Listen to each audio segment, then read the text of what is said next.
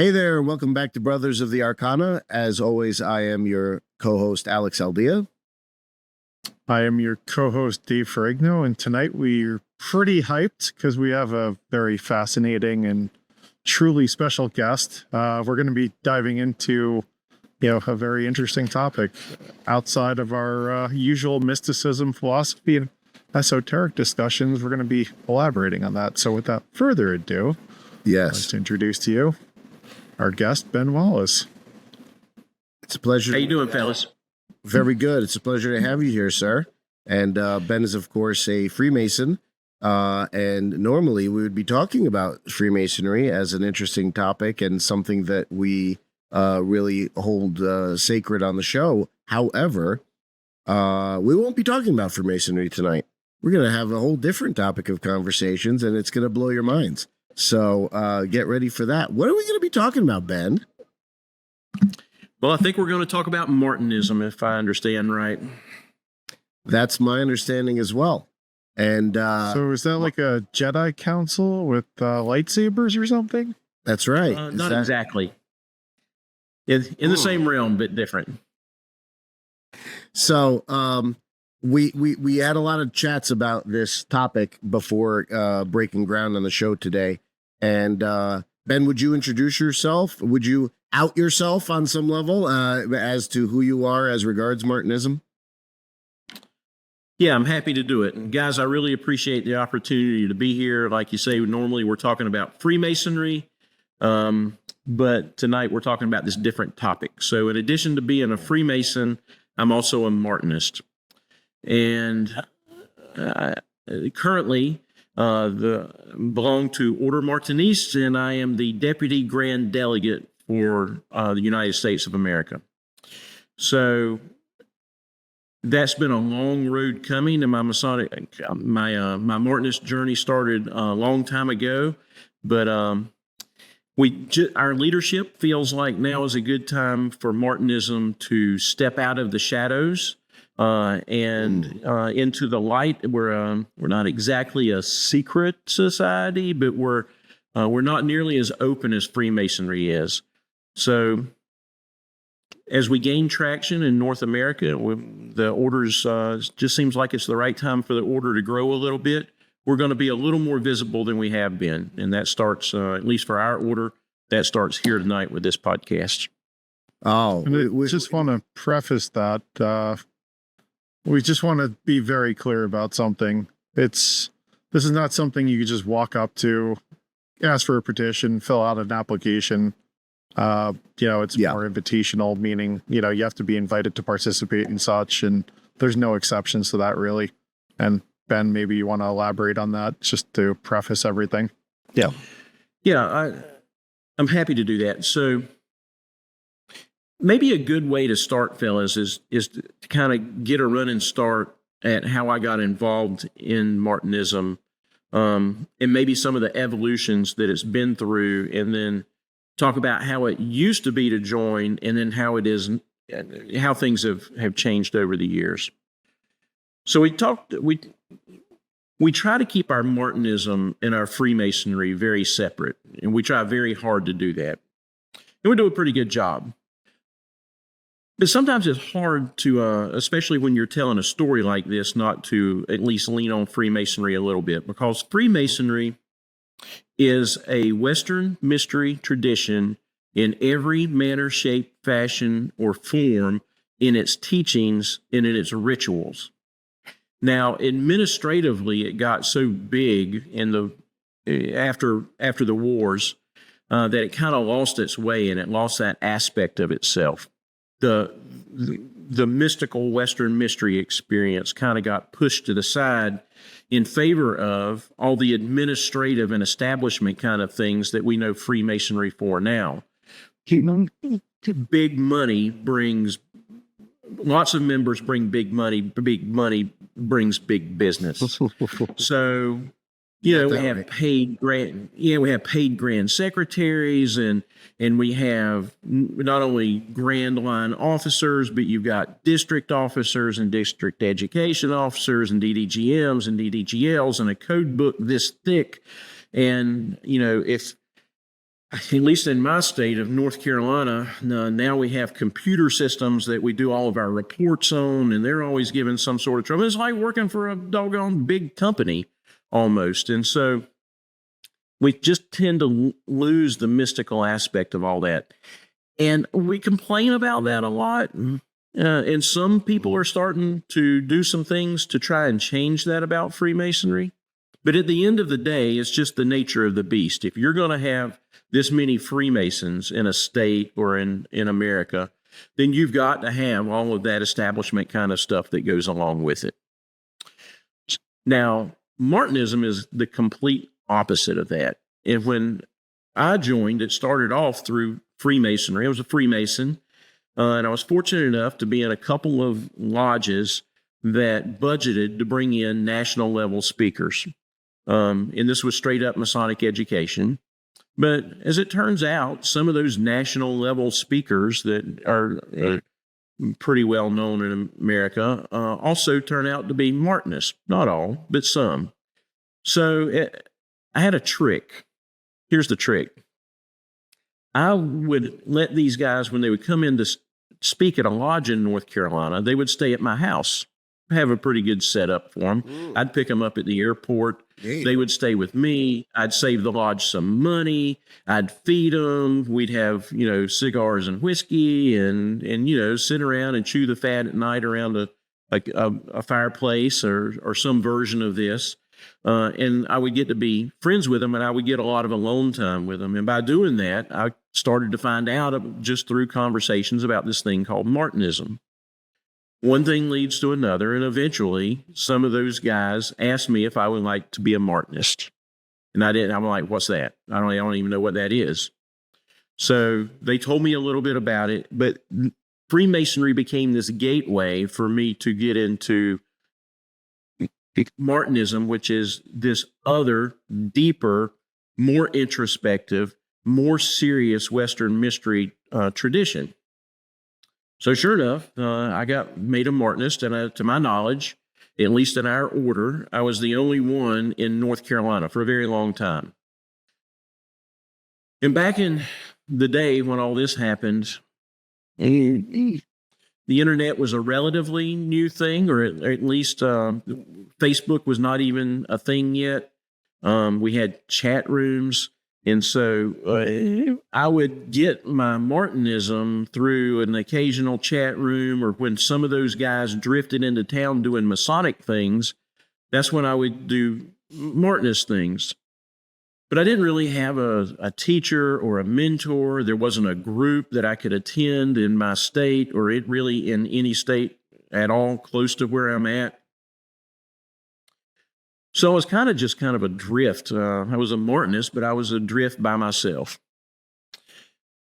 Eventually, I started to gather around me some friends that also were mystical Masons, you could say, that were interested in this sort of thing. And they met some of the guys that were involved in initiating me into Martinism, and they all became they came into the circle, and then eventually we had some more Martinists, and we eventually had enough to form a circle, and eventually we had enough to form a group. So back to your question, Dave, you kind of get into Martinism by knowing somebody else that's a Martinist. Now, our order has a website, and you can go on our website, and you can fill out more information about Martinism. But the problem is we're trying to do a much better job these days of bringing Martinists into the circle and actually being able to support them and teach them and love them and, have them attend meetings and, just actually be be a Martinist in practice more than just in name. Anybody can just join an order and get a dues card. And, well, we don't have dues cards, but anybody can just join an order and call themselves, hang get the name tag that says I'm a Martinist. But we want to do more than that. And we are doing more than that. And it took a long time to get there. And I'm sure that we'll spend a lot of time tonight talking about how we got to where we are and what differentiates us, from other orders, or even from the experience that I had when I first became a Martinist, which was not, the degrees were good, but that experience of being left alone on an island was a bad one. I did not, it was bad. I wasn't taught anything. I didn't have a support group. So anyway, how can we make that experience better? And that's what I'm sure we'll talk about a lot tonight. Thank you for that. Shall I keep going, or do you want to? Well, yeah, we can. Obviously, we're going to talk about a whole bunch of stuff. So let's start off in a sense. First of all, thank you for telling your personal story. I think it's only fair and right that you outed yourself. One of the reasons why you picked this program is because I am also a Martinist. I've been around for, and also Dave is a Martinist. I wasn't going to out him until he said it himself, but now that he did. So we're extremely proud to be a part of this organization. Let me say right off the bat, and I'm speaking for myself now, I went into Freemasonry to experience a certain level of brotherhood, esotericism, and other stuff. I got the brotherhood part. You get that in spades. But the esotericism, the true energy work, that kind of stuff, Martinism gave me that.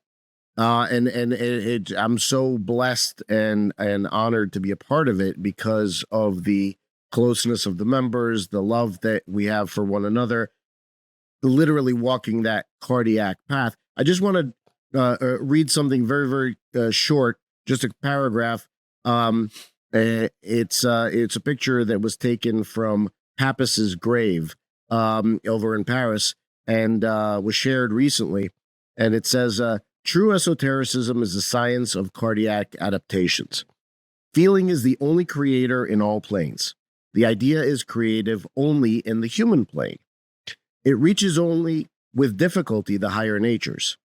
Prayer is the great mystery, and can, for the one who perceives the influence of Christ, God comes in the flesh, allowed to receive the highest influences and actions in the divine plane. So what does that mean? What is he referring to? I think he's talking about the idea of following that path of the heart, following that understanding, and how it can literally bring things from a higher plane onto this plane of existence, to the betterment of all. So, we've summed up a whole bunch of stuff here. Let's try and start unpacking it if we can. So, Ben, tell us, where did Martinism begin? Or what was the original impetus of it? We'll talk about Martinez Pasquale, a little Louis Claude de Saint Martin, and then into Papus and so on. Okay. So there are historians that would do a much better job of this than I'm going to do, but I'll give you kind of a thumbnail sketch. Sure. So there's this guy in France, and his name is Martinez de Pasquale, and he's in the military. We think that his heritage was from Spain, and he may have been a Marrano. These were folks that were Jewish, and then at the time of the Reconquista, they converted to Christianity. And many of them got out of Spain because the Inquisition was going on. We don't know for sure, but there's a lot of speculation that was maybe where his mystical background came from. Anyway, he winds up in France in the military, and he's running this organization that he calls the Elu Cohens. And so they're a magical circle with Masonic connotations. They're kind of a quasi-Masonic magical group. And he has a bunch of people in this group, but two of them wind up becoming pretty famous. And one of them is a guy named Willermans. And so Willermans, eventually Pasquale winds up getting an inheritance in San Domingo, if I remember right. And he goes over there and he winds up and he gets some terrible disease from mosquitoes probably, and he passes away. So then his group breaks up. This Willermans winds up running the Elu Cohens for a time. And then he gets involved with like Baron von Hund and the Rectified Scottish Rite, which eventually becomes the CBCS. And he continues down all that path, more Masonic and more magical than what St. Martin does. So it's an interesting aside. It's an important part of our work, but it doesn't really come to us. St. Martin was Pasquale's secretary. And after Pasquale's death, he stayed in the order for a while, but eventually he came to dislike magic. Mm-hmm. And, if you're the Elu Cohen stuff, a lot of it's in print. Stuart Cleland just printed some of their stuff. You can go read some of their rituals. So they were trying to make this thing called Le Chose, which is like the thing. It means the thing. And the rituals are something like, when this planet's in conjunction with this other planet at 2 a.m., you go out into a field with a deer skull and you perform all this ritual. It's just busy. Which magic is busy in anyway, but theirs was especially busy and cumbersome. So for a while, St. Martin's, kind of trying to do that, and he's kind of trying to do his own thing, and he comes, he's doing this way of the heart thing.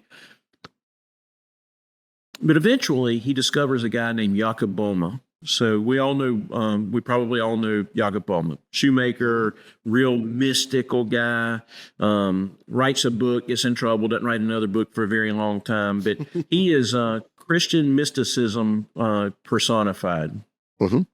And St. Martin discovers his writings and just absolutely falls in love with him. If you want to know the extent of that, there's a book called Theosophical Correspondences between St. Martin and a guy named Kirchberger. And so they're exchanging letters, and he's talking about Boehme and how much Boehme has influenced his way of seeing things. And eventually he just leaves magic and the Elu Cohens altogether and becomes enamored with Christian mysticism and this way of the heart and this path of love and this inner work without all the busyness of magic. So that's all well and good. Eventually, he passes away, and there is not a Martinist order when he passes away. He's just doing Christian mysticism. Now, there was a transmission. Wasn't an initiation. You didn't get a piece of paper. There wasn't a group to join. It was just, there was a transmission. We don't exactly know what this was, but it was something that he gave to his students, who were people that hung around with him. Again, not really in a group as we would understand it today. So that kind of laid fallow for a little while. He wrote a bunch of books, and so, there were some French guys that were quite taken with him. But then, eventually, in the late 1800s, when Paris was all agaga with everything Western mystery, and there were all these different orders, and everybody was joining something, a guy named Gerard Encausse, who we know as Papus here in the States, the French would say Papus. Papus. Papus. Papus. They leave the S off. It's Papus. So anyway, he, along with a bunch of other folks, decide that they are going to create a Western mystery tradition order named Martinism, which presumably was named after Saint Louis Claude de Saint Martin. However, some people want to attribute that to Martinez, Willermons.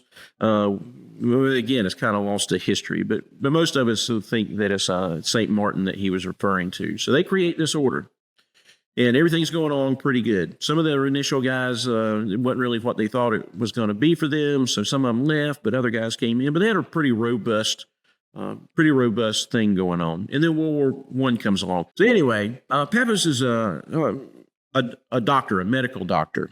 And so World War I comes along, and of course the French are heavily involved in this. Paris is not invaded during World War I, but he's treating a lot of patients, and eventually he gets sick and he passes away. Now he had let's just leave it there. He passes away. So they're trying to figure out what they're going to do with the order. So the order kind of starts to schism off a little bit. And the French, as you can imagine, are really busy. They're in the middle of World War I. They don't really have time to dedicate a whole lot to this. And a lot of the people involved are in, different geographical locations. And it's just not the time to really focus on it. But they start to schism. This is what orders do, right? It happens all the time. The Freemasons may not realize the extent to which other orders tend to schism. But they do. Why, I'm not really sure, but it seems to be a thing. Rarely do you find an order that hasn't schismed off in a bunch of different directions. So anyway, I would say it's mostly ego-based.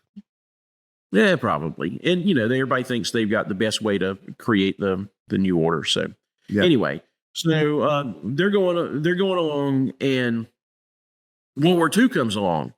So they at least have a Supreme Council that's in Paris when World War II comes along, but this time Paris actually gets invaded by the Germans and occupied. And so the Vichy French are down in the southern part. And so there's a bunch of Martinists in Paris, but they're not really organized because the Germans are there, right? And the Germans are rounding all of them up, and it's a really bad time. Down in Lyon, there's quasi-organized. There's a leader of our order called Constance Chevion, and he is hunted down and gunned down in the street by the Vichy French police. So what little bit of the order was still maintaining a cohesiveness in Lyon is now leaderless. Mm-hmm. So again, they're just in kind of turmoil, and World War II is eventually over. And when it is, they're going to put the band back together, right? They're going to try and get everything back together. But again, schism. So all these different people go off in all these different directions, creating new Martinist lineages and orders. One of the ones that manages to stay together pretty good is the crew in Lyon. And then they're kind of putting together some in Paris. And eventually in 1960, they have an amalgamation. So they bring together the Lyon guys, which were part of the original crew, the remnants that were kind of hanging around in Paris. They amalgamate back together, and they get a guy to run it named Philippe Ancasse, which is Gerard Ancasse's son. Right. So now all of a sudden they're reunified with a new leader, and they have new leadership, and they put back together the Supreme Council. Supreme Council, I guess I should say, is it's almost like a board, a committee that's an advisor to the Grand Master. It's the decision-making process for them. The Grand Master has the final say, but they're where all the sausage is made in the decision-making processes for the order. And it still exists today. Once Philippe took over, things got pretty well organized, and so it exists today. The people that are on this board are some of the French leadership, and also anybody that's a Grand Delegate. Should explain that. A Grand Delegate is is a Martinist that essentially runs a country.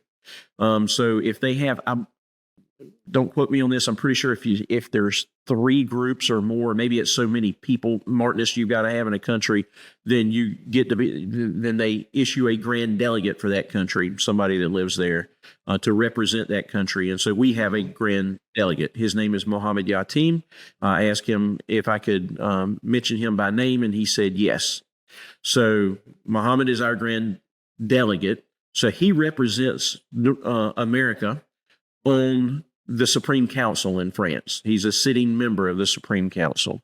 I'm his deputy. I am not a sitting member of the Supreme Council, but they will let me sit in on meetings when I'm in Paris and he's not there. So I get to listen to him talk in French a lot about things that I don't understand. Now We'll get you one of really those translator type of things. Yeah. So every time we're there, they give us a translator, and the poor translators do the best they can. But the French talk really fast, and they talk. They love to argue. They will just argue and talk about a point, and the poor translators are like, "Aye." Anyway, I think I lost focus there for a minute. So anyway, no, this is good. Okay, so Philippe Ancasse is running things at this point. And this is in the 60s. And he does that up through the 70s. He takes a year off for whatever reason, and he comes back. But he runs the organization for a very long time. And at this point, I think I'm going to, with the exception of Muhammad, who has given me permission to use his name, our Grand Orator that I'm going to talk about in a little bit does not want us to use his name.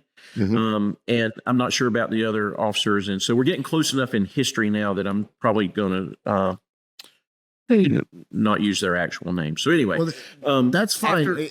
Just back up for 1 second, because I want to illustrate some points as we go era by era, so to speak. So Gerard Ancas, obviously Philippe was his son, I believe you said, right? Or was it his grandson? Yes, his son. Oh, his son. But his son was married, correct? And yes, he would handle most, right? He would handle most of the rituals, but his wife actually did a couple of rituals herself. I'm caused to understand. So yes. So there were some interesting ideas in terms of the lineages of how this started to spread a little bit. Even towards the very beginning of the amalgamation, so to speak, of this order. And I think it's important to put a fine point on it. And it's been said before, and we're saying it with absolute love, right? So but Ordre Martiniste is the trunk of the Martinist tree, as they call it. It's the first iteration of this phenomenon once it was amalgamated, right? So let's move on into the modern era then. Okay, and just to put a point on what you're saying there, a lot of people get some of them really into these lineages, and so it's a pedigree looking thing. If you've ever like bred dogs or anything, like this dog was this dog's daddy, and this dog was that dog's daddy, and if they were a grand champion dog, then the closer you can be to the grand champion dog, the better your dog is, kind of deal. Sure. So this is not so different, right? What you don't, people that are into these lineages, the closer you can be, the fewer people between you and Papus, then the more true your lineage is the way that they look at that. So if you were in one of the crews that schismed off after World War I or World War II, then you are likely very long way from actually from Papus. This is an important point that we'll come back and talk about when we talk about the troubles that we had in America about time that I was coming along. But let's just let that sit for a minute. I would like to personally say that the lineages are important. That they are important. It matters. I mean, every time somebody schisms off, they're going to put their own spin on what Martinism is. They're going to tweak the teachings. They're going to, they're going to make it a little different than it originally was. And so that's why having a cleaner lineage keeps you more in line with what the French are doing now.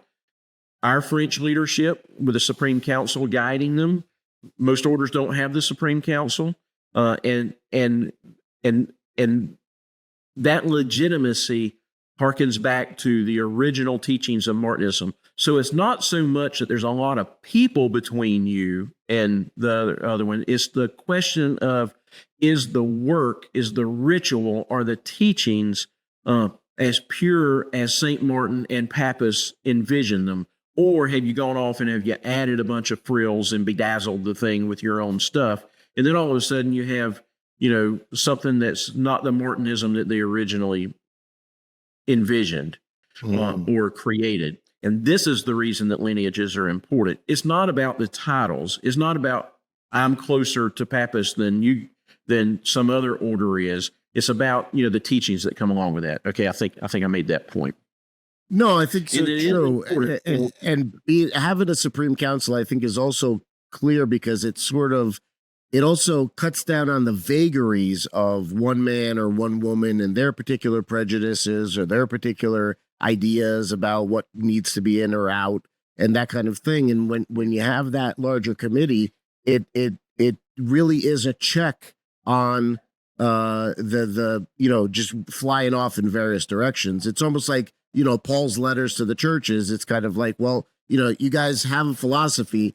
You need to keep it in terms of what it is and not start going off, in whatever direction you're going to go off in, and then expect that you're still espousing what you're supposed to be espousing. Yeah, absolutely correct in every point. Now, I will say, I'd just like to add one thing to this though about lineage and about doing it the way that they envisioned it.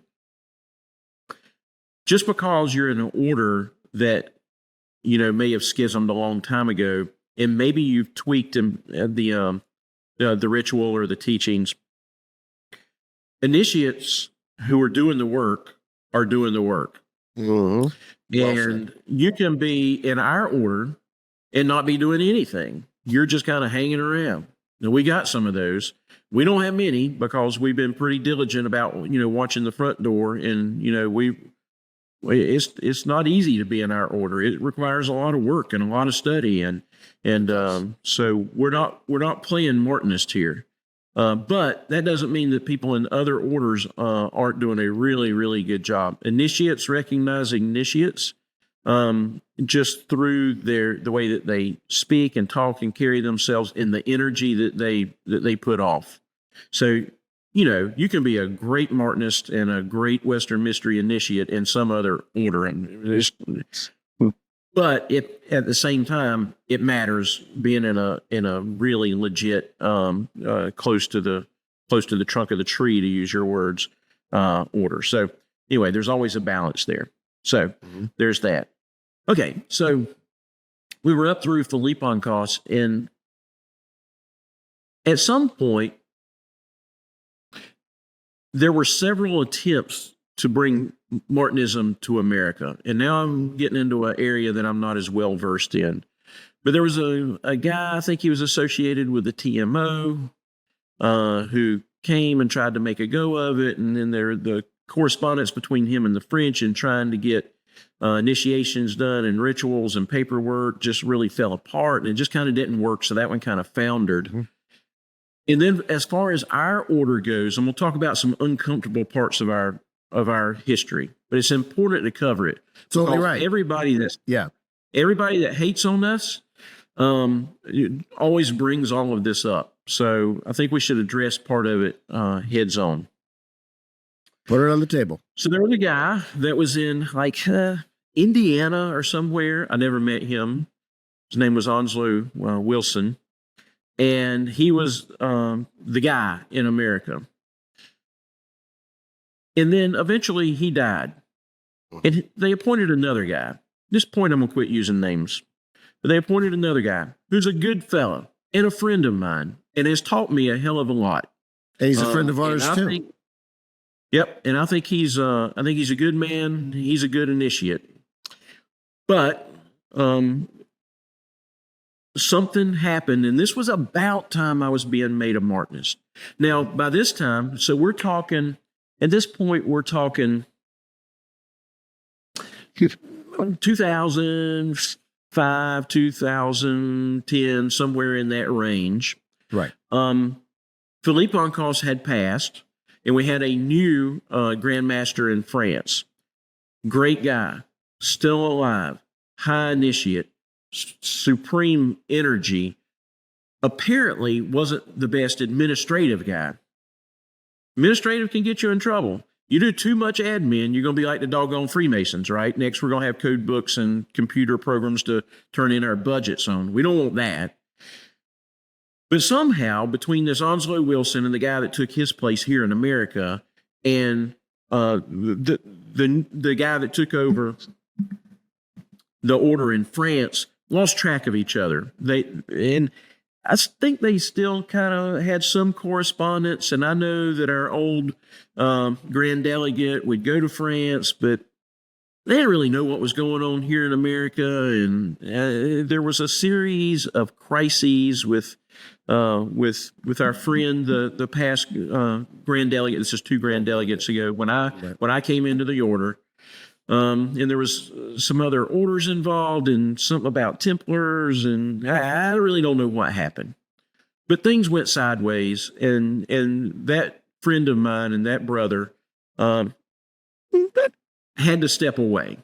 It was just kind of an ugly mess, and nobody really knew how to handle it, except for the people that knew how to handle it were the trolls on the internet, who immediately started completely 100% kicking him while he was down, and also kicking our order while it was going through this crisis.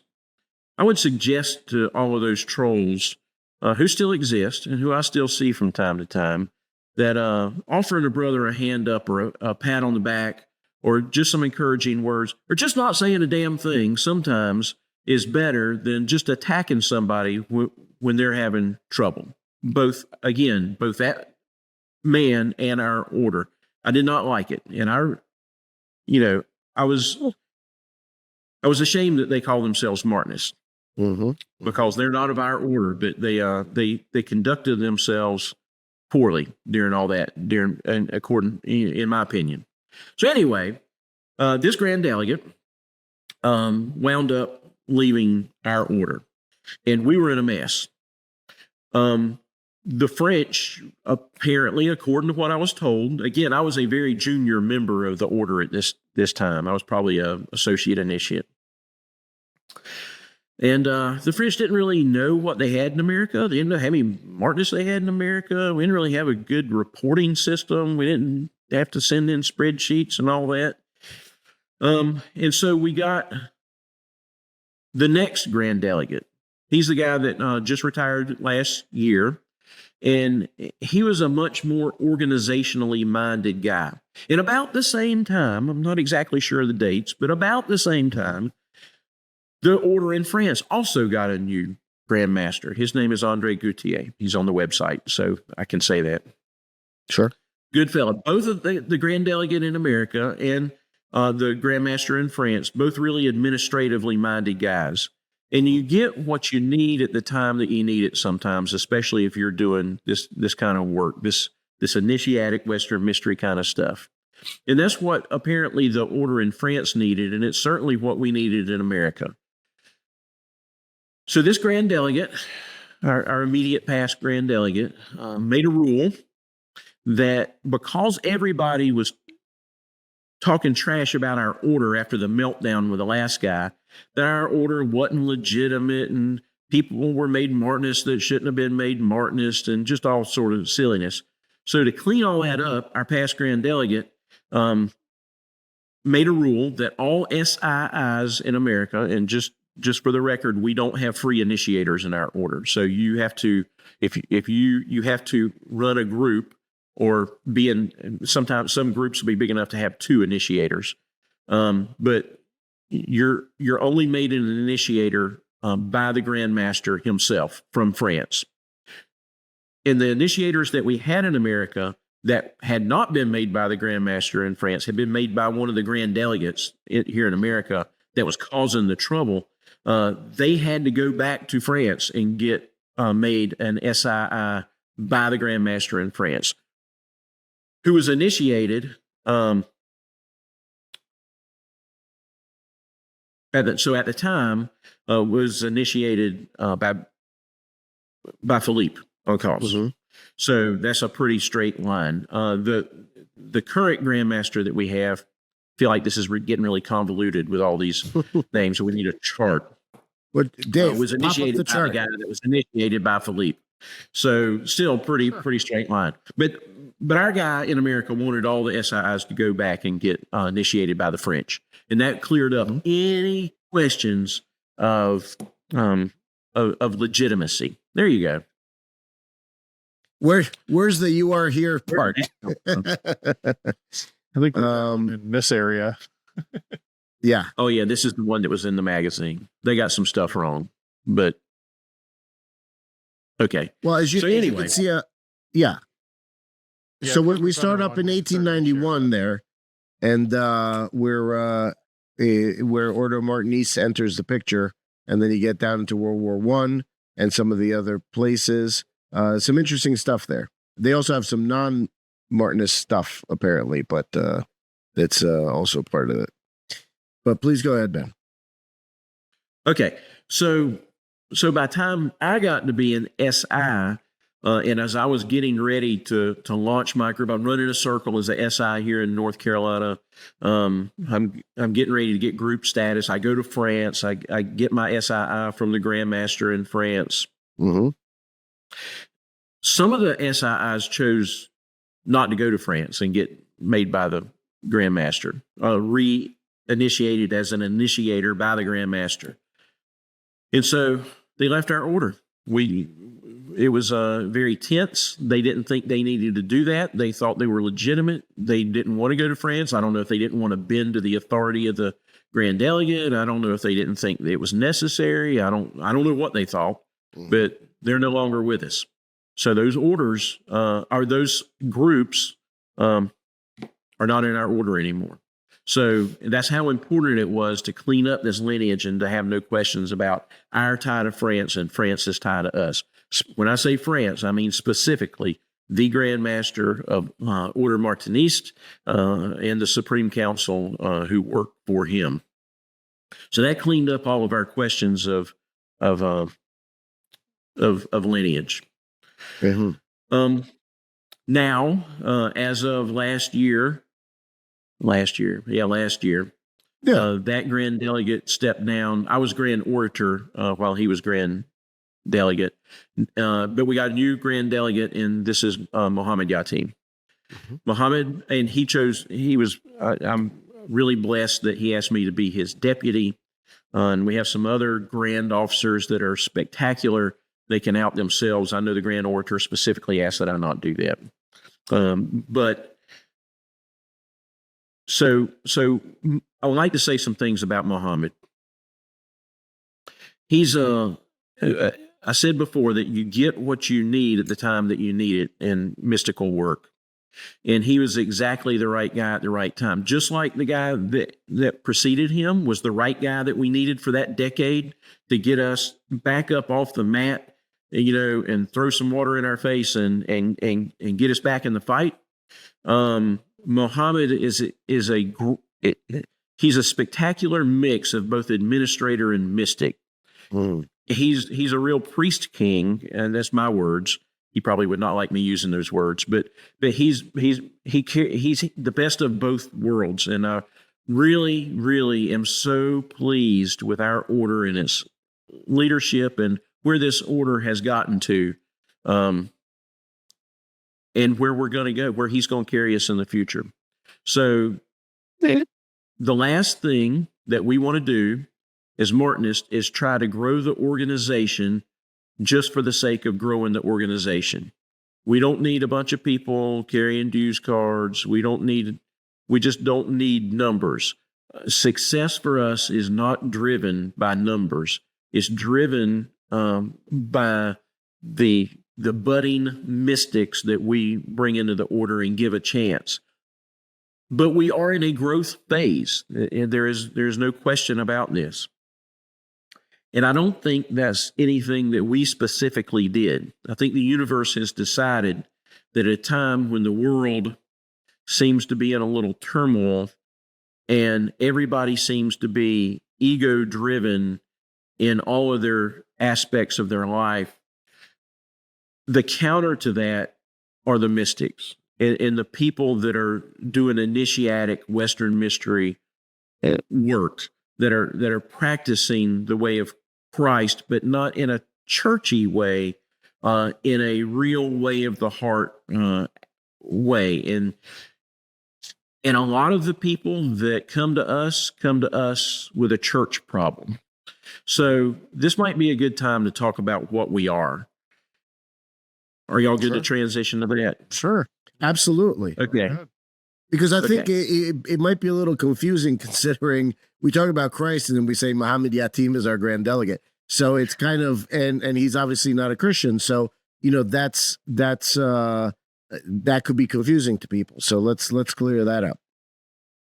Right. So as all these orders started to schism off over the years, some of them decided that they were only going to take Christians. Mm-hmm. And those Martinist orders still exist. Some of them decided they were going in a more Masonic route. So you have to be a Master Mason to join. And depending on what country you live in, that might mean that they only take males, that they won't take females.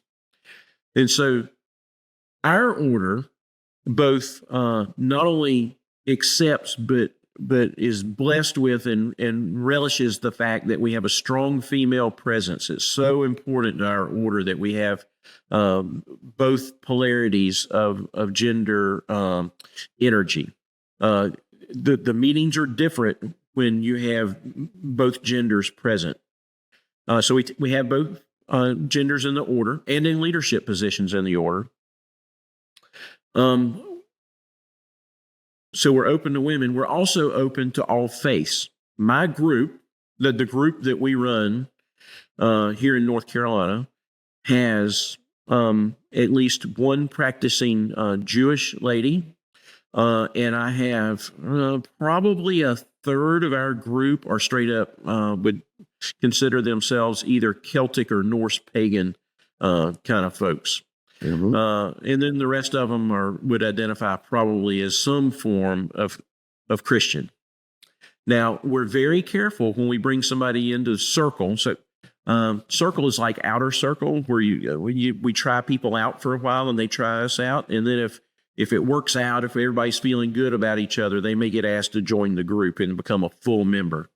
But when they're in circle, we're very careful to talk to them, especially the non-Christians. We talk to the non-Christians about the fact that we are a Christian mystic organization, but that we're not churchy. And as long as they can get in touch with a Christ consciousness, that Teferic consciousness, to speak in a Kabbalistic way, or as long as they can be open-minded to listen to a message of Christ, but then translate it into their own minds in their own religious way, then they're good. And this has worked remarkably well. Our non-Christians really embrace this idea because we don't cram it, the churchy aspect down their throat. The Christians that come to us are usually disenfranchised Christians, and they think they have a Christ problem when they come to us. But as you get to talking to them and they open up and they examine what's really going on, what they really have is a church problem. Right. They like Christ. They're mad at the church for whatever reason, which can be understandable. So we offer them a way to experience the Christ consciousness and the work that surrounds that without the churchy aspect of it. So that's just kind of what Martinism is. And that's specifically our group, but within the entire order, especially here in America, which I'm more intimately familiar with, I think that's the case. We have people of all religions, all races, all genders.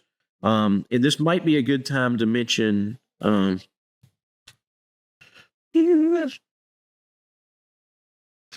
Haitians. Yeah. Copy. So there were disenfranchised members or folks that sort of lost their way, went astray a little bit, right? So, and the reintegration of that, in essence. Yeah. So at one time, the French had a big presence in the Caribbean, back in the 1700s. And so there were Martinist orders that in 17 and 1800s that went into those Caribbean countries. And then when the French left, they survived. And some of them were actually made by Philippe Uncas, and they eventually drifted away, but they rediscovered us and we rediscovered them, and they got interested in rejoining the order that they were once a member of. Our past Grand Delegate asked to see their rituals and their charters, and they had them all, and he sent them all to France, and France said, yeah, we got these guys on record. We just lost track of them. So now they've come into under the leadership of Ordre Martiniste in America. The motorcycle gangs would call this patching over. They just kind of patched over to us. They were made. Their SIIs had to be redone by the Grand Master in France. Actually, he came here last summer, but he's the one that actually redid their SIIs to clean up their lineage, just so there's no question about it. And they added probably half again as many Martinists, so we kind of blew up then, and in numbers wise. Come to find out, they're fabulous mystics, and we didn't even know they existed. And I don't think they knew we existed or maybe they did, but we didn't know about them until boom, here they are one day. And boy, they're just how they managed to go through being away from France, but keep that real mystical aspect. I don't really know, but they are, and they're fabulous. So that's good. And there are more of them drifting around out there. More of these Haitian groups that may or may not wind up coming over to us. We're in talks with some of them. So we'll see. So if we could just pause there for a second, I want to say, number one, personally, and I think Dave echoes this, when they come to visit us in New Jersey, the camaraderie, the power, the energy is undeniable. It's absolutely incredible. When you joined us and they were there in the meeting, and I don't know if I've ever been in a place, and I include in that all internal martial arts I've been a member of and all kinds of other stuff. The energy that was manifest in that room that night when we were initiating some folks was just off the charts, absolutely off the charts. And that was to a great extent their participation and their being there with us.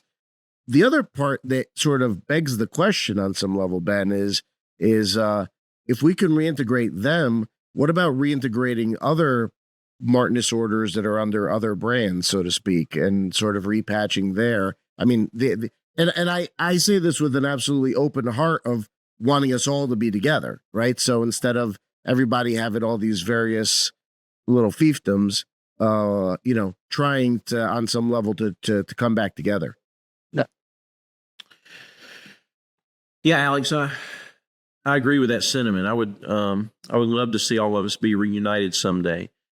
The problem with that is that it requires some people to lay their egos aside, and some people that are grand, whatever they call themselves in their order, grand masters, grand delegates, grand, whatever. Everybody has a little different terminology these days.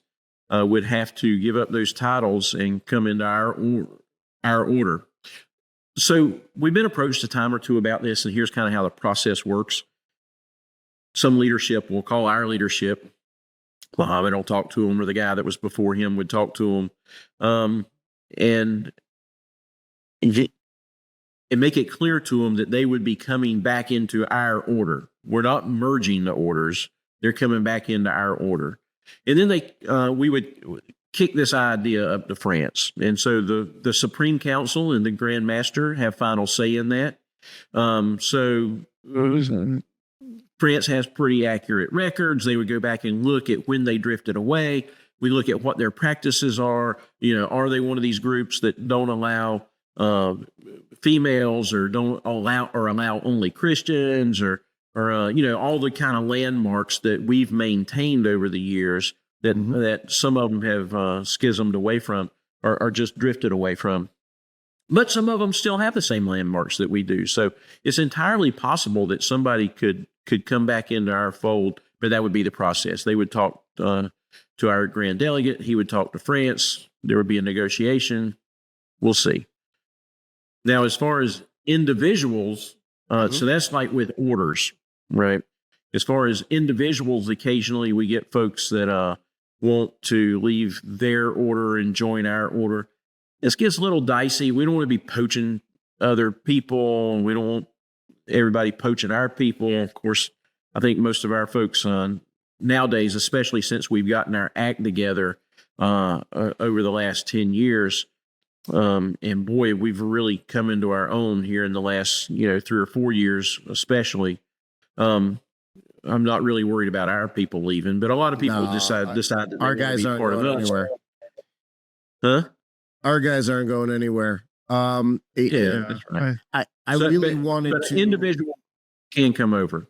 Absolutely. And it would be in the same way. In other words, if they're an SII, they would be retrained in the way that we do things and reinstalled.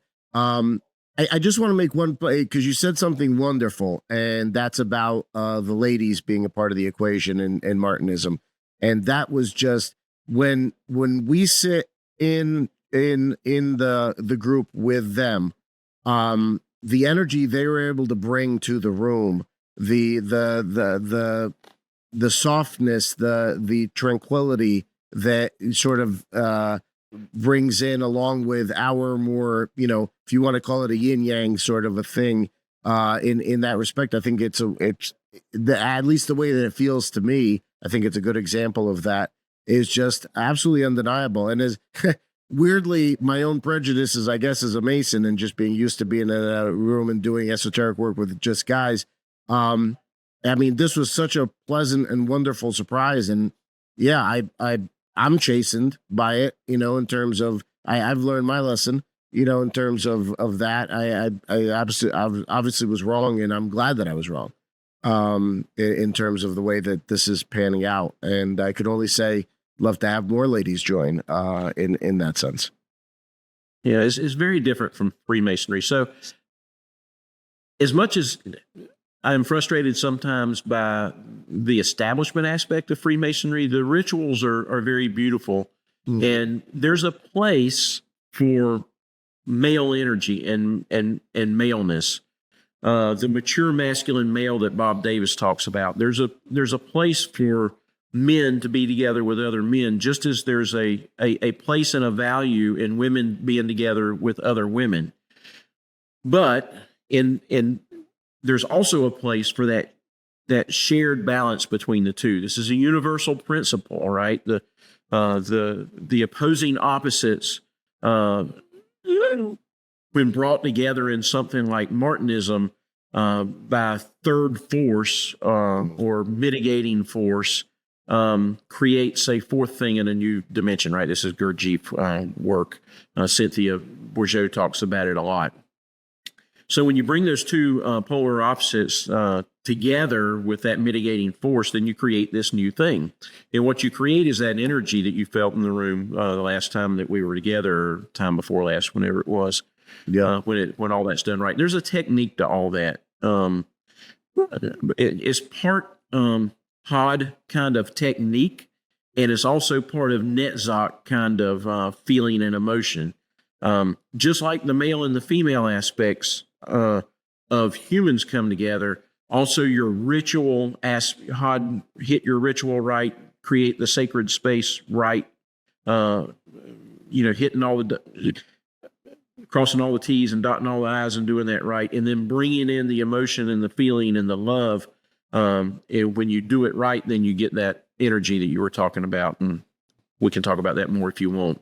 Maybe. Yeah. I mean, as much as we can, because I think it's important to understand how Martinism differs from Freemasonry, because a lot of the guys are going to be listening, and ladies. Well, mostly the ladies won't be Masons, but some might in the confraternal aspects and so on. But most of the people who listen to us are Masons, and they should understand those differences.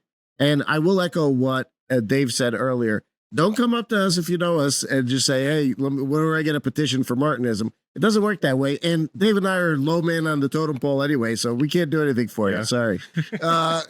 We have 0 pull. Yeah.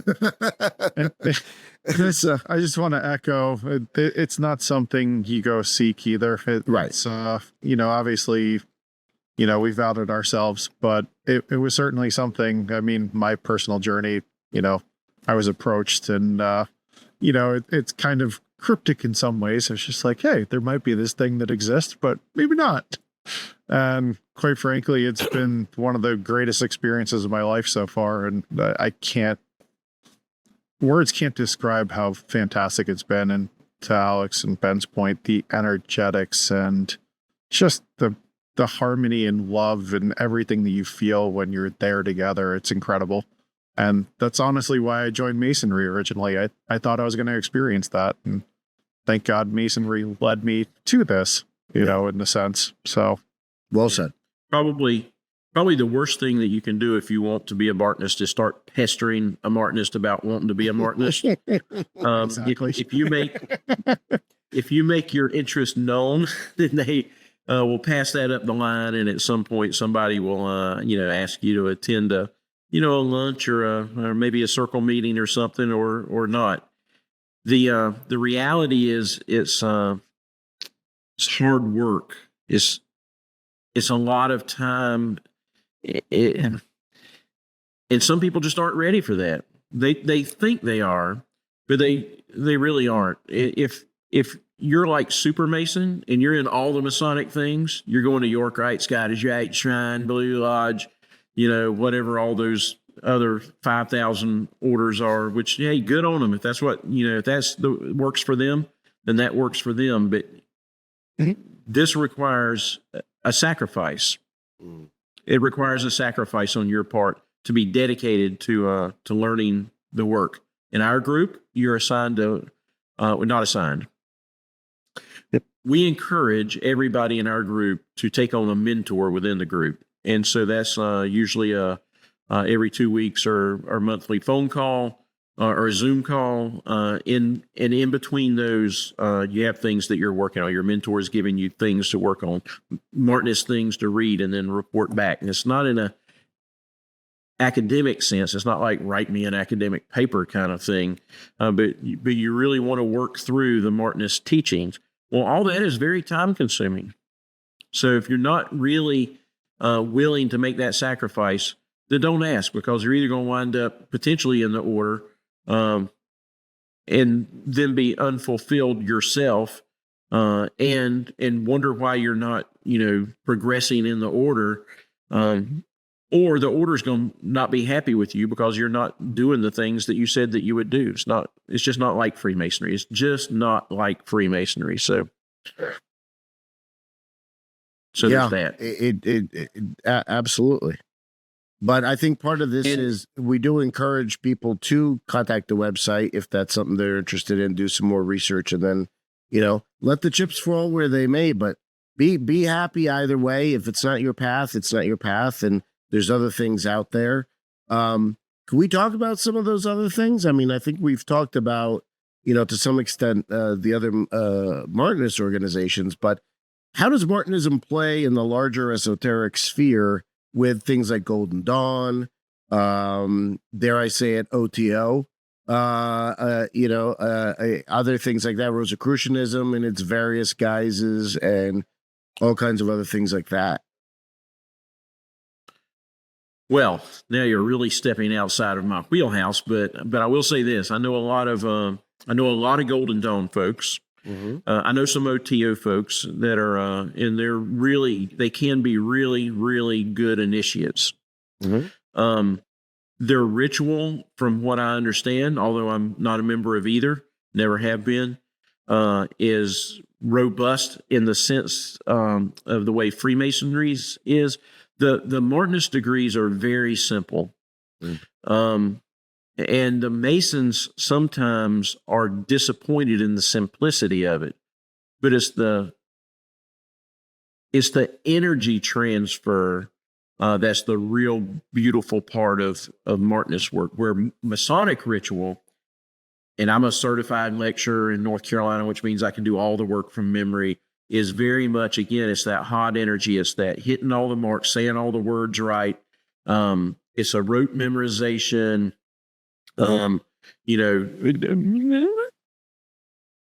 they're big, and there's a lot to them that they're involved, where the Martinist degrees are more about the energy transmission than they are a robust. They're not 5 minutes, but they're not Freemasonry. And so the Golden Dawn, from what I understand, has Freemason style. And when I say style, I mean as far as they're lengthy. There's a lot of information in there, and they're robust compared to the Martinist.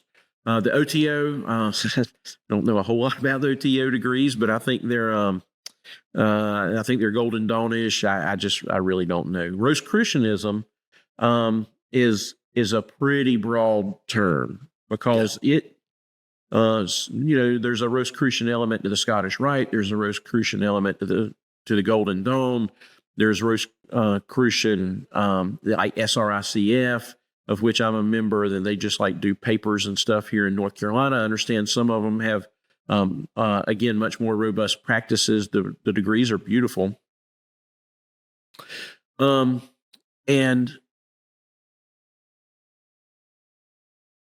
so anyway, I completely lost my train of thought because I saw a message pop up there. Well, it threw me completely off, Alex. I don't know what to do with my hands now. That's all that, just put them down. The idea, yeah, exactly. So fun I can't speak anecdote without my hands. we went and we'll talk a little bit about the retreat that we had, obviously not mentioning names, but we and how great it was. But we did end up taking a trip over to the Rosicrucians in Pennsylvania, that particular sect of Rosicrucianism, so to speak. And I mean, maybe Martinism could use more sex cults. What do you think, Ben? No, you're against it? All right, fair enough. We'll move on from so it. we're in so just for anybody that's watching, we're not into any of the weird stuff. Well, I guess everything's a little weird, but no sex magic, none of that. I'm not sure. I don't know.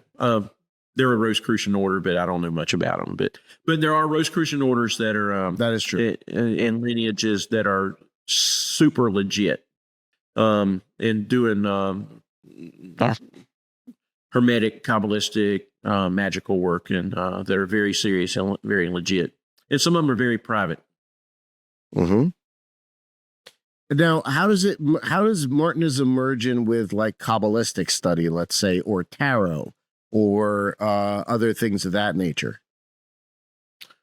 Well, Papus, founder of the order, wrote an entire book on the tarot, and one on magic, and one on the Kabbalah. Matter of fact, our group's doing a study course on Kabbalah now. Although, of course, with his tarot, the French have their tarot system is fairly different from like the Rider-Waite stuff. Not fairly different, but different enough. You don't want to be mixing the two. You want to do one or the other, and we do the Rider-Waite stuff when we do tarot. But yes, it's the Kabbalah is specifically mentioned in the ritual in a couple of different places. Some of the groups, so it's the nature of each individual group. For Masons, think about lodge. A group is what you would call a lodge. And in France and here, the groups will kind of take on a thing that's mainly their way of doing Western mystery. So my group is Kabbalah heavy. We're not solely dedicated to Kabbalah, but we use a lot of Kabbalistic language. We explain things in Kabbalistic ways because most of our folks have some background in that. Some of them are heavy on tarot. Some of them are heavy on astrological stuff. At least one group in Paris is big on like Arthurian mysteries and stuff. So they take on their own thing. It all has a place in Western mystery. Basically, what the Martinist degrees tell you to do is that when you're new, you're trying to immerse yourself into the egregore of the group. And then you're like working with, at least in our group, you're working with a mentor and you're learning Martinist things. You're understanding the Martinist ritual and the Martinist teachings. But then eventually what you're supposed to do is to find the thing that you specialize in. And it's not so much about you specialize in something for the good of the order. It's for you. It's the way that you best can grok. Do you guys know grok? Stranger in a Strange Land? Absolutely. Process, that'd be a better word, process Western mystery stuff. And so for you, if that's tarot, then do tarot. For you, if that's, if it's Kabbalah, do that. Well, so you brought up grok, which I think is a great term. Robert Heinlein, Stranger in a Strange Land, read the book. It's absolutely fantastic. But I think it's important to highlight grokking means processing whole form. Right. So it's taking every aspect of that particular idea and internalizing it. So you're getting it from all aspects. And that's one of the really cool things I think that Ben's talking about right now is as you go through Martinism, as you start to pick your path, as you get into whatever your thing is, not only do you walk that path, but then you bring it back to the group, and the group gets better for it too. So there's a wonderful dichotomy between the loner and then, you go back and do group oriented work. But absolutely, that loner, that personal path, that path of the heart is very important, and you do walk it alone at least part of the time. So I think that's important to remember. Masonry kind of gets away from that too. You don't really have that personal experience so much as more of just a group experience. At least these days. Yeah, I really appreciate you saying that, Alex. I'm sorry, Dave. Did I step on you? Yeah, go ahead. Sorry. I appreciate you saying that, and I didn't know that Highline was going to be our transition to talk about this, but our order is making a very serious push to do a lot of contemplative work. Presenting academic papers is good and necessary, and reading the Martinist material is important.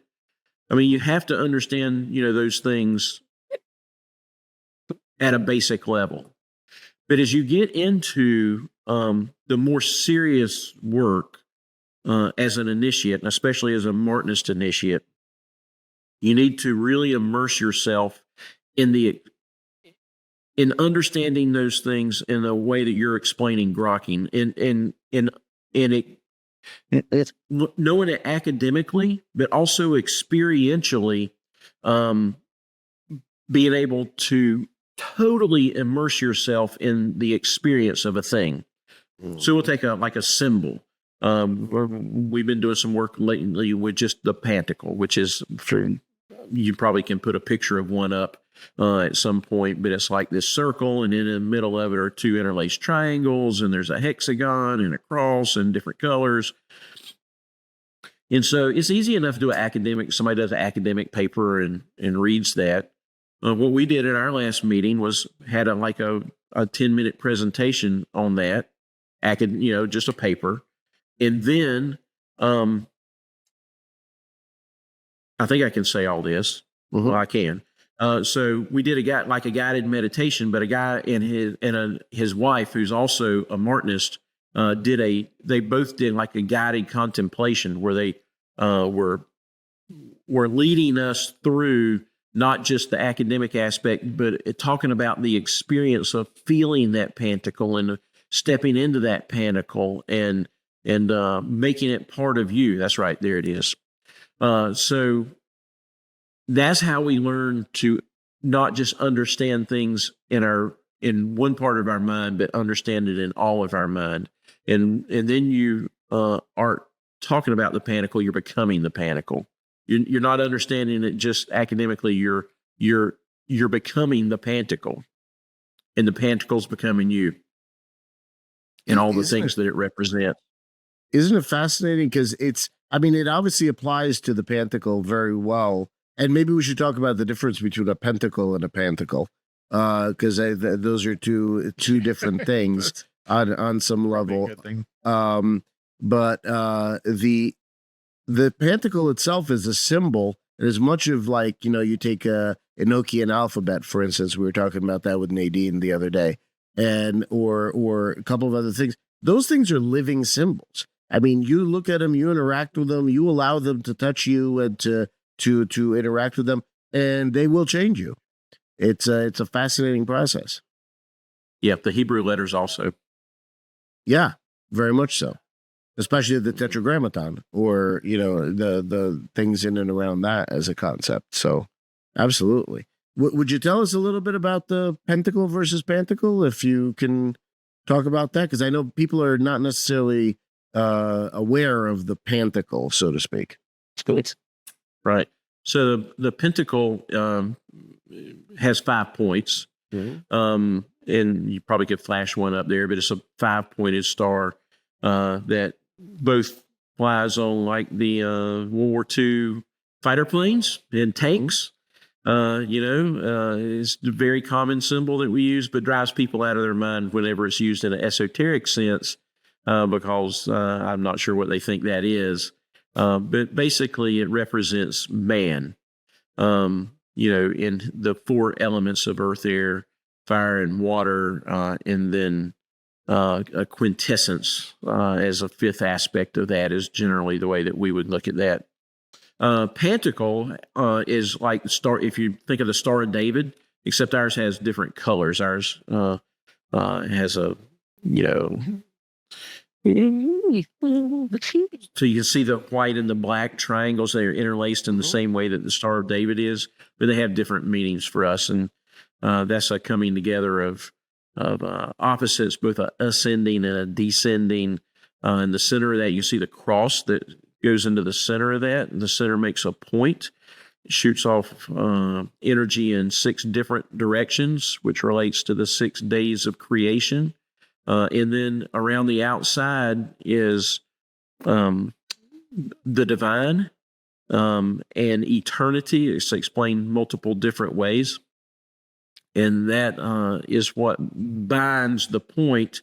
And so that energy that emanates, once it's bound by the circle, by the divine, then the point in the middle is like, it's Ben's word, like activated. And it pushes out that energy in 6 directions, which being bound by the divine and eternity continually turns back in, and it just that energy just creates a kind of a perpetual motion machine of energy, so to speak. And I don't know, that's probably enough. I don't know how deep I should go into that. Well, I mean, if you were specific to the Martinist order. If you were to fold it in half, you would have obviously the Hermetic principle of as above, so below, or as inside, so outside, right? Because it is a reflection, so to speak, of itself. If that, I mean, I think people see that pretty much right away. I don't think that's super necessarily esoteric or only to Martinism, but it does take on larger significance inside Martinism. Absolutely. That's a great point, Alex. I wanted to bring up the fact that you discussed Egregore, and to Ben's point earlier, there's definitely a delineation between, I think, Masonry and Martinism. We've definitely guarded the admission into the Egregore because the energetics is so important. If you allow the wrong types of individuals in, it could ruin the entire group and the energy of that group. And I think it's extremely important. There's something to be said for that, because there's a lot of guys, and I know many examples of this that are fantastic guys. They're also they do a lot of work in whichever fraternal organization they happen to be a part of. But there's something about the lack of attention paid to their own egos, or as regards of how their egos interact with the world around them, that may or may not make them particularly good candidates for this, as opposed to other organizations that are out there. Can you talk a little bit about that, Ben? Yeah, I'll give it a shot. So both Freemasonry and Martinism, and most every other Western mystery tradition, has a part in the beginning of the ritual where you're going to purge the space. So there's a ritual to do that. So the Freemasons know what theirs are. The Martinists don't all know what ours are, because only the SIIs are allowed in the room when that's going on. But to talk about just creating a sacred space and purging it in a very general sense, you first define the boundaries of the space that you're going to be working in. So usually that's a room. And so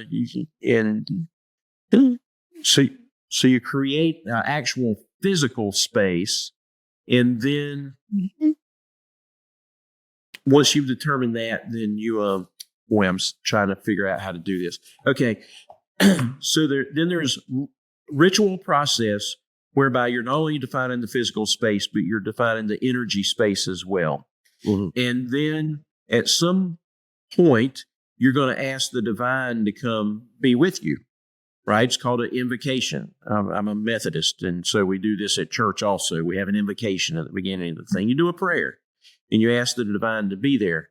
Well, when you created that space, that imaginary wall, which is more than just imaginary.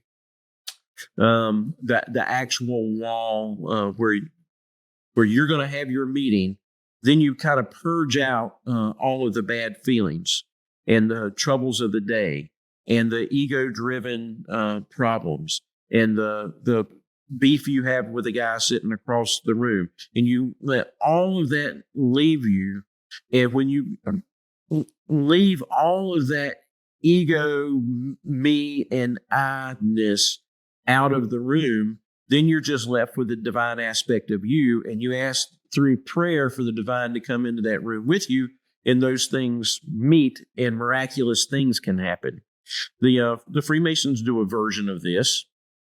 The problem is they've forgotten what it means.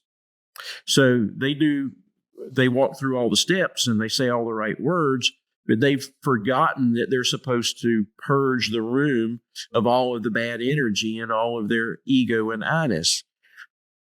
Most of them. There's a few lodges around that know what that really is. And when you go to one, then you get that very close to what you guys experience. It's a different energy, but that really profound experience of, boy, there's just a feel in this room that I can't explain. And, when everybody's dressed nice and there's incense and the lights are low and there's candles on and maybe some soft music and all of the things that you use to enhance that experience, that's all well and good and makes it easier. But at the end of the day, it's about purging all that bad stuff out and bringing just the more higher consciousness, divine-driven aspects of you into that space and sharing it with the higher consciousness, divine aspect of all the other humans in the room, and then mixing that with the great divine energy. And then you get a feeling that it's just hard to explain, but it's really good. Yeah, very, very much so. Yeah, I think to touch on that point, that isn't that really, where in Freemasonry, I feel like there's a lack of intent a lot of times, and I think it should be there, because when you're opening a lodge, as an example, you're supposed to be inviting deity into the room. You're consecrating that space. It is a sacred space at that point, but I feel like you go to the majority of lodges, everybody's on their cell phone, people are blabbing away on the sideline or whatever else, they're not paying attention. Unfortunately, I think we've lost that ritual practice and the energetics that should be there. Well, Dave, it's a great point.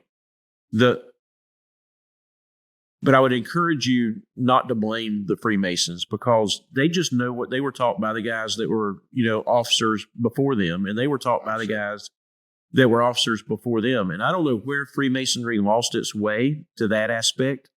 But, after 15 generations of just, do the words and say the things and talk about the bills, you can't really blame them for not really understanding. Nobody taught them. That's why in North Carolina, at least, we created a program called the Middle Chamber Program to try and reintroduce that more spiritual and philosophical aspect of the craft, because it's still laying. Here's the beautiful part: it's still laying right there in the ritual. Right. The guys just don't know what it is, and where are you going to find somebody to explain it to you? Where are you going to find somebody to explain what that opening means in the way that we just talked about it? So there's a few guys around, but there aren't many. And if if your grand jurisdiction doesn't make a concerted effort like we did to give a program to kind of explain all that stuff, then where else are you going to find it? It's a great question. No, you're absolutely right. So let's talk a little bit about, let's talk about the organization of Martinism for a second. So there are 4 degrees, if you want to call it that, right? So would you care to talk about those, kind of how that advances, and to some extent, how long you spend in those particular degrees? Sure. So again, normally, when a SII gets a charter to lead a group, they at the same time give him or her a charter to run a circle. You get 2 pieces of paper when the ritual's over. And so somebody coming into Martinism is going to start in a circle. Again, I called it outer circle earlier, but you can do this in different ways. There's actually some ritual that you can do for a more formal one. Sometimes it's just getting together with some Martinists and talking about some Martinist concepts. Sometimes there's a paper, sometimes it's just talking, but there's a feel out period between somebody that's going to come into the order and when they actually get asked to join. And this is good because we want them to know what they're getting into, and we want to know them really well before we ask them to do it. And this is the way that you wind up with an organization that is full of initiates that are serious about initiatic work. So a lot of people are not even going to get asked to circle. We just know. I mean, you can feel somebody's energy, especially the people that have been doing this. Hopefully your leaders, hopefully all of our SIIs are pretty good at feeling people's energy and gauging their intent. Not always perfect, but we try. But assuming that you've been hanging around circle for a little while, and for us that might be a year or two, eventually you maybe get asked to join, and then we confer the degree of associate on you. Associate just means you're associating with us. You're not even really a Martinist at this point, but you've received the first degree. Spend some time in that grade, and if you're doing all the things you're supposed to be doing, and if there's actually a change in your essence, you got to be showing up to the meetings. You got to be doing Martinist work, and you got to have a change in your essence from that work. You're starting to embody the things that you learn. Then you can be advanced to the grade of associate initiate, the second degree. They wear their regalia a little bit different. They have a little slightly different regalia. And then again, after several years, if everything's going great, you're doing all the things, you may be asked to become an SI, superior inconu. Unlike in Freemasonry, there's really nothing wrong with being an associate or an associate initiate for your entire career, your whole Martinist career. It's not looked at as some stigma as to, well, why isn't so-and-so getting the next degree, or why am I not getting the next degree? Right. We have fantastic initiates that are associates and AIs. They just don't have the time to dedicate to it. Maybe sometimes that's just life circumstances. Sometimes they are in a place when we bring them in where they can do the work, and then there's a physical move to another town. There's a divorce. There's a kid comes along. There's life gets in the way, job change, and then they can't do it. So it's okay for them to stay in one grade. But if you make it to the superior inconu, again, different regalia, these are the people that are supposed to be. They've learned all the Martinist things, or at least you never learn them all, but they're pretty good, pretty well educated in Martinist teachings, and then they're starting to develop that individual practice that's really going to be the one that sings to their heart that we talked about earlier: tarot, Kabbalah, Christian mysticism, whatever's going to be their thing. And so that's the only real 3 degrees. Right. The SII is kind of like a rider. It's an extra thing that they'll give you. Some orders call it a 4th degree. Our order is pretty specific to say it's not a 4th degree, but it's something that we confer on people who can make other Martinists within a group setting. And they're generally either running a group or they're going to be running a group. So the bigger groups, the larger groups, will have 2 SIIs, and one of them usually is kind of an understudy to the guy that's running the group, the guy or the girl that's running a group, so in anticipation that they're going to take over. Because we can only, in our order, the rule is when you get a charter as an SII, you get that for 5 years. And you can redo that for another 5 years, but then they want you to go because they don't want a group that's ran by the same person for 30 years. I mean, you need some turnover in leadership for all the reasons that you can imagine. So usually that second SII, if you're a big enough group, is the guy or gal that's waiting in the wings to take over the group. And again, we do not have free initiators in our order. A free initiator, just for those that want to know, is a SII that can make Martinists that are not attached to a group. Some random dude in North Dakota calls and hits the website and says, I want to be a Martinist. And they're like, okay. And they initiate him, but he's not attached to any group. He's just kind of free floating out there. So they just float around and make Martinists wherever, who are also usually just floating around because they're not attached to a group. We think that's a bad way to go about it, because that's kind of was my experience. And it worked out great with me. They took a chance on a guy in North Carolina when there were no other Martinists in North Carolina. And it just so happened that I was, tenacious enough to bring in some friends and build a group and bug the crap out of the leaders and eventually get, through it. But that's a tough call for somebody, even just on the administrative side, to try and work through all of that. Not to mention the fact that nobody was really mentoring me and teaching me all the Martinist things and the way to be a good Martinist, and telling me the things to read and asking me if I, at what level I understood them and making me go over them. All of those things that we do within the group, and especially within mentorship, is lost if you're just pre-initiating people all over the country. So anyway. Yeah. That's I think that's the delineation, right? It's certainly different than Masonry, where, you might have a one-day class and you get your EA, Fellow Craft, Master Mason in the same day. And to me, it diminishes the experience and everything. And to your point, these degrees could take years to move up. And, this is it's a journey. It's not something you're rushing. You're not trying to just get to the next level. And hey, if you want to be a Martinist and you want to, one day, there's a mail order Martinist thing. You can self-initiate, and you can do a mail order thing, and you can be a Martinist. Go do that. But they're not recognized by us, and rightly so, because they're not really, in my opinion, it is 1 in 1,000 or 1 in 10,000 people that can walk that path and do it right. You just need people to help you along. Well, that's part of it.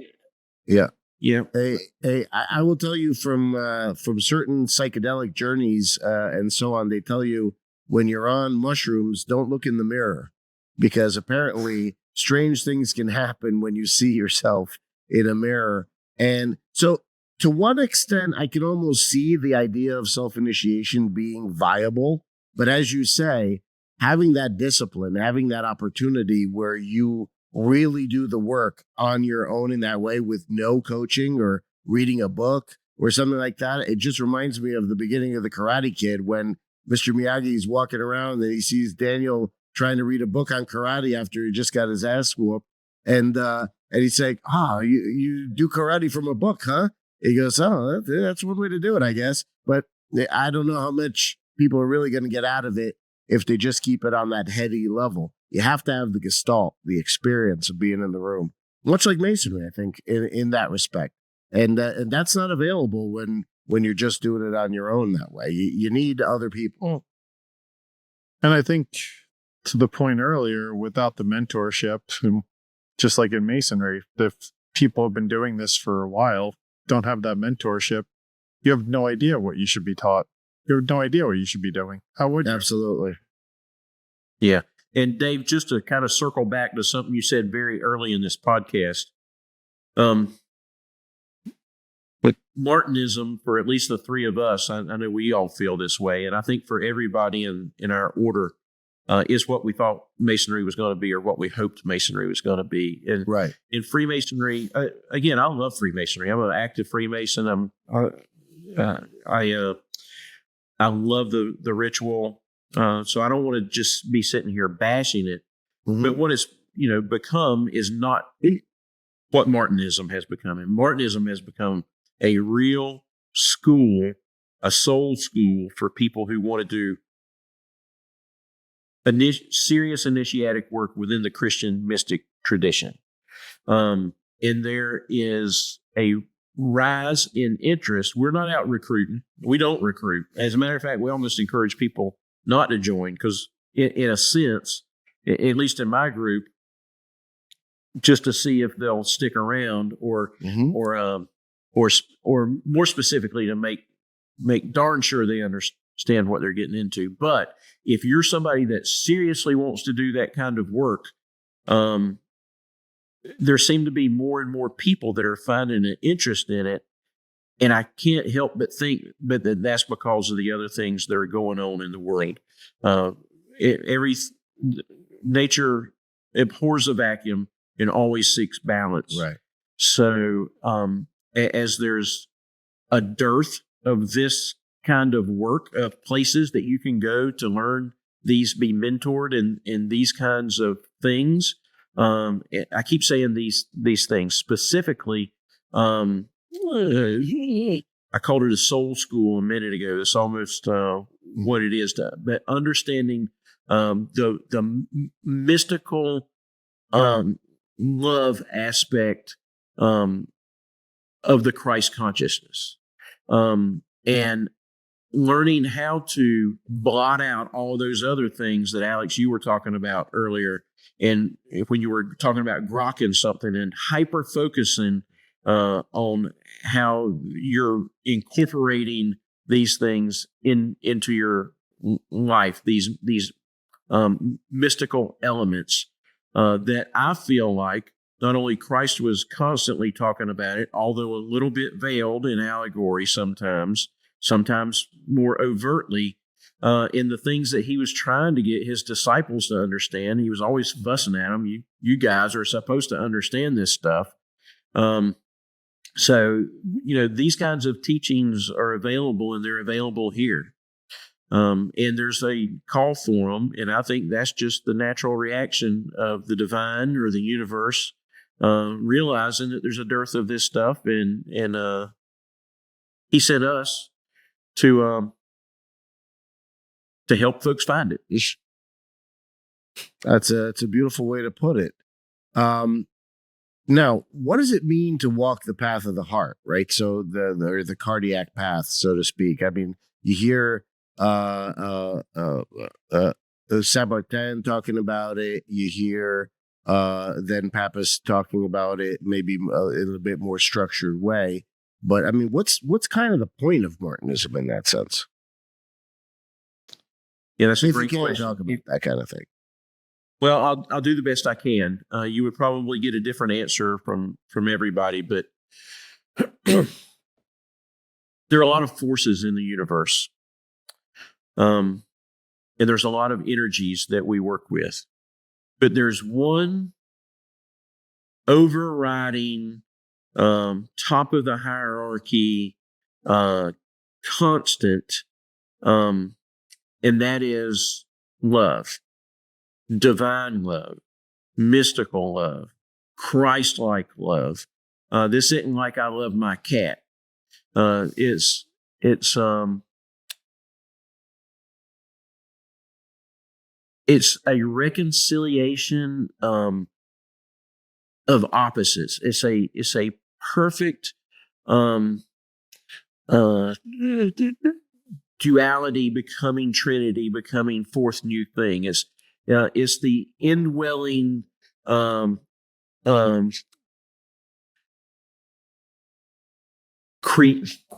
the word I'm looking for here? It's a quickening. It's a quickening agent for the human. And it's so damn hard to get to it because we have all of this humanness, this lower consciousness, mid-level consciousness, stuff in the way. So the heart is the center of love, right? We send Valentine's cards every February 14th, right? Why? Well, it's because love is centered in the heart.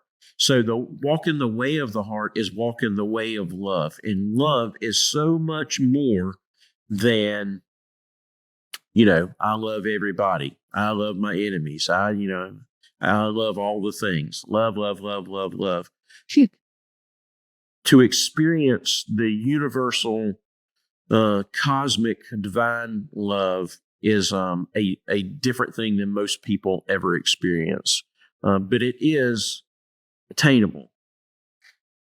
And I think it's hard to grasp that and hold on to it 24 hours a day, because we live in this world of duality, and we live in it with these consciences that are full of all the animal passions and appetites, as Albert Pike would say, as opposed to our moral sense and reason. And so in just living down here, it's hard to stay enraptured with that divine love. But you can touch the hem of his garment sometimes. And you can get yourself out of the way. And that can be taught. That's a teachable skill. It ain't an easy one.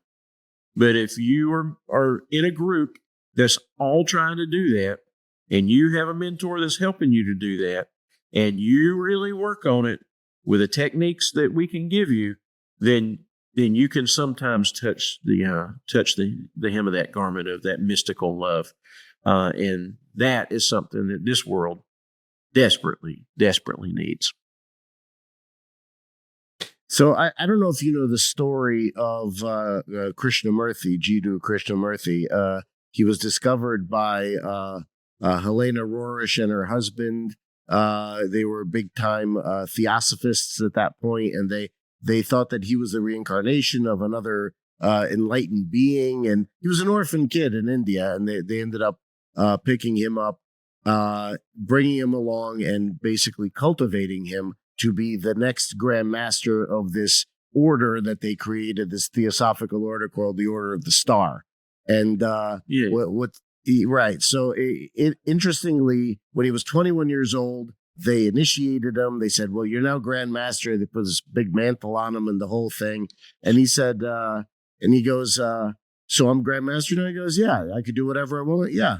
Well, my first order of business is to disband the Order of the Star, because there's nothing I can teach anyone, and everyone has to kind of walk their own path, which I thought was fascinating and awesome. And it speaks a little bit to Martinism in that sense, because it's kind of like, yes, we do need a little bit of bureaucracy to function as a body and such, but really it's about that path. It's about the walking of your personal path with the company of others sometimes, and then in a solitary way at other times. And having the sort of, I look at it as almost like a Dungeons and Dragons adventure. You got your pack of whatever you're doing. You're going to go have your adventure. And sometimes you come back to the inn and you tell your tale with the other guys, and you drink over whatever your adventures were, and you tell your stories, and everybody grows from that. It's kind of an interesting way to think about it, I guess. Fact. Any thoughts on that? No. So obviously this was Blavatsky and the Theosophical Society you were talking about. You're cutting out a little bit there. So. Oh, sorry. Yeah. It does remind you of Socrates, or Plato wrote it. I know nothing being the greatest. I'm probably butchering that quote, but to say I know nothing is the highest initiatic thing that you could say, because we're all learning together. Absolutely. There's an interesting thing with Plato. You bring up Plato, so Plato in the cave and the allegory of the cave, and what you're seeing. One of my favorite books, Illusions by Richard Bach, is very similar in that respect. Of it starts out with these little creatures that are born, live, and die, all hanging onto the side of this river, this rushing river, and everybody's afraid to let go of it because they don't know what would happen if they did, and let themselves sail down the river. And one of the guys says, I'm just going to let go one of these days, because he was tired of hanging on. And all of his friends said, you're crazy. You're going to die. The river's going to kill you. It's going to dash you against the rocks and everything else. But he ends up letting go. And sure enough, he does get dashed against the rocks a little bit. But then he pops up to the top and he sees a whole new view. And the whole new world opens to his view.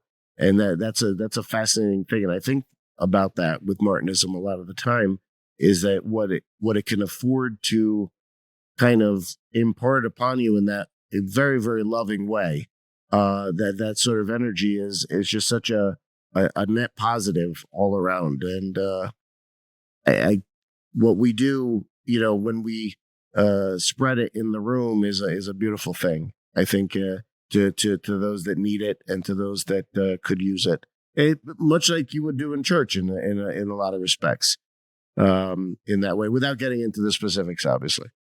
But could you talk about that brotherhood, that sort of aspect of love? I mean, you started to touch on it. Maybe agape is a good word for it. That Greek idea of love for all in a cosmic way.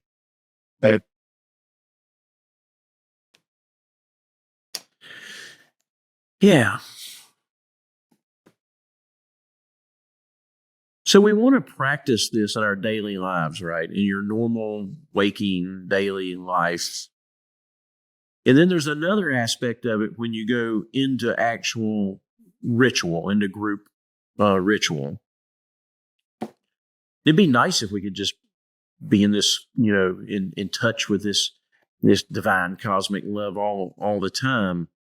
But again, we can't do that. Our hardware is, as humans, is not really meant to work that way. So it's a constant battle outside. But when you come into group, this is where in the sacred space, and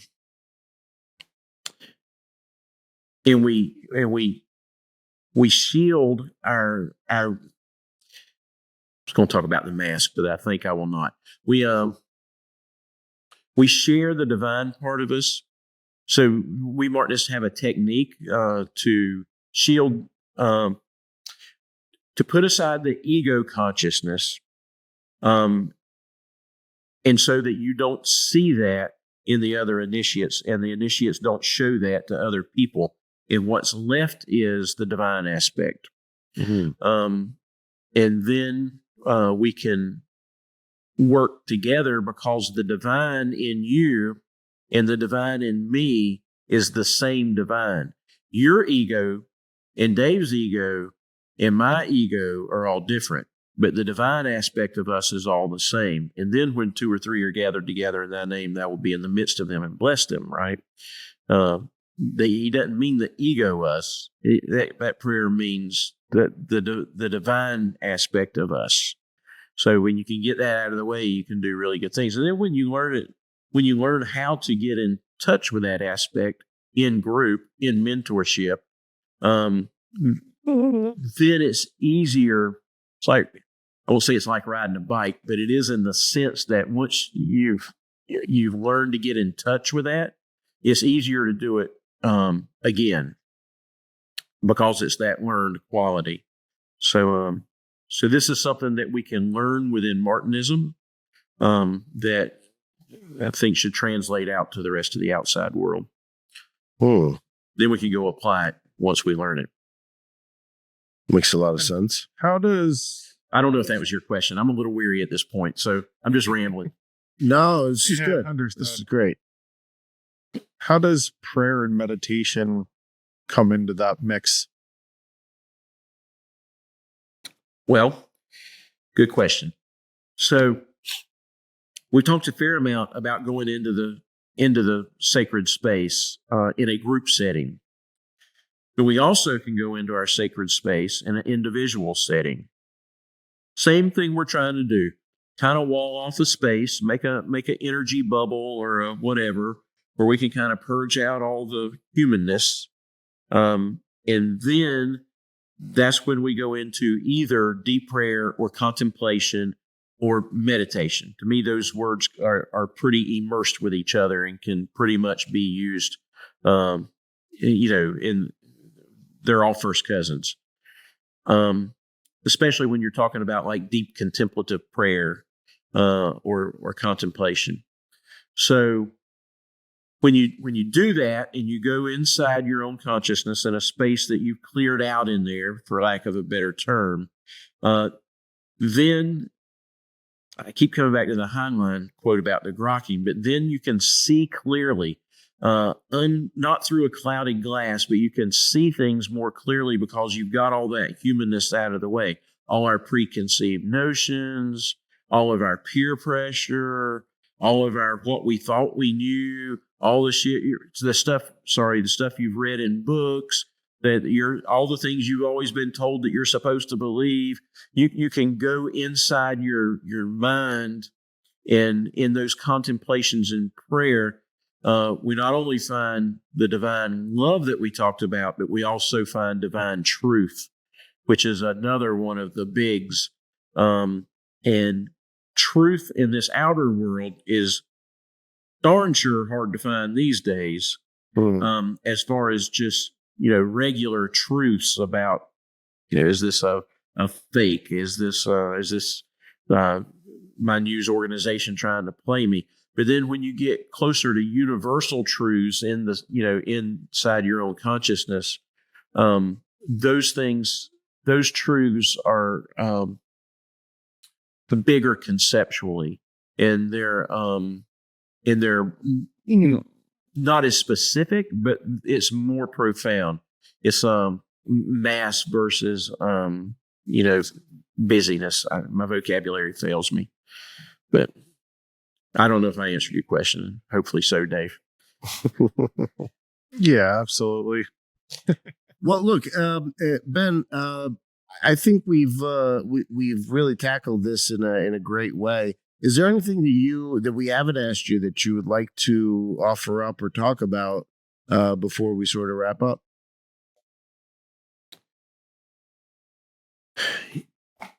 Yeah. This movement of people towards the divine, this more and more people, and Freemasonry's losing members, but this kind of organization is gaining members. I think the other orders are growing as well as ours.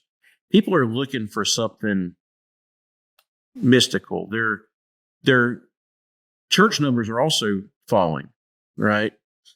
People are falling away from the church, but in any poll that you see, they're interested in spirituality. They want it. They just don't want it in Freemasonry, and they don't want it apparently in churches. And that's just based on like poll numbers, and I can't cite any right now. So all you church people and Freemasons, please don't get mad at me, but there's some reason that their numbers are dropping, but that people are interested in spirituality. Where do you find that? I thought I was going to find it in the Freemasons, but I didn't. Yeah. But I found it here. Yeah. So people are looking for this, and we're a home for them. We're a home for those people. So, again, it's not easy to get into. You don't everybody run up and ask one of the three of us to join tomorrow. It's not really the way it works.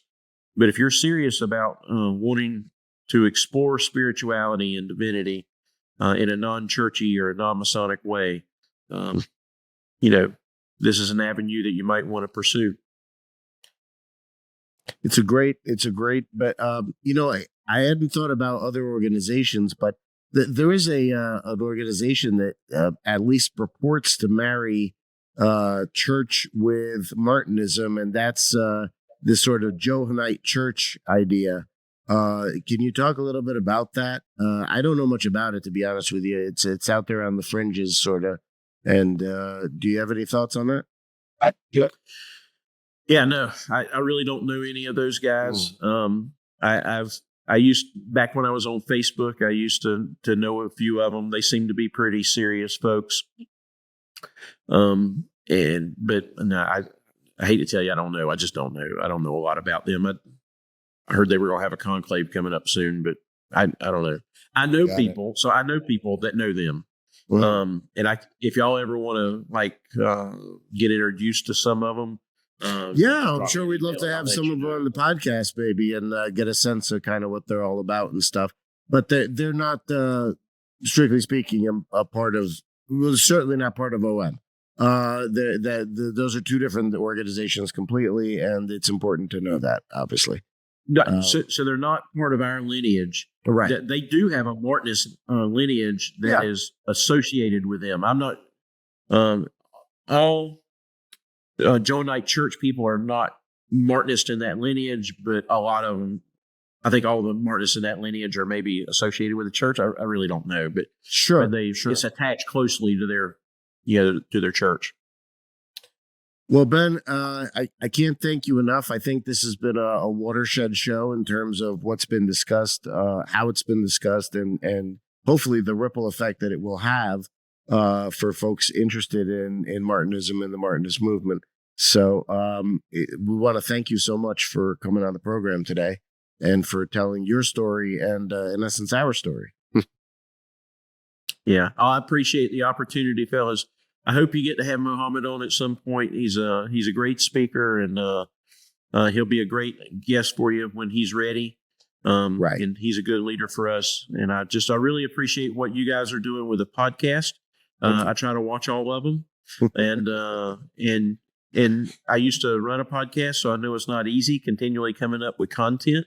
But what you guys are doing matters. People, I don't know what your numbers look like right now, but the numbers are not how we gauge success. So you're doing good work. You're good interviewers. And I appreciate the opportunity to be here. I look forward to seeing you guys soon. Very good, sir. Thank you again. Thank you so much. And We appreciate it. until next time, this has been Brothers of the Arcana. As always, I am Alex Aldea. I am co-host Dave Ferrigno. Caritas. Caritas, absolutely. Thank you so much. Until next time, take care. God bless.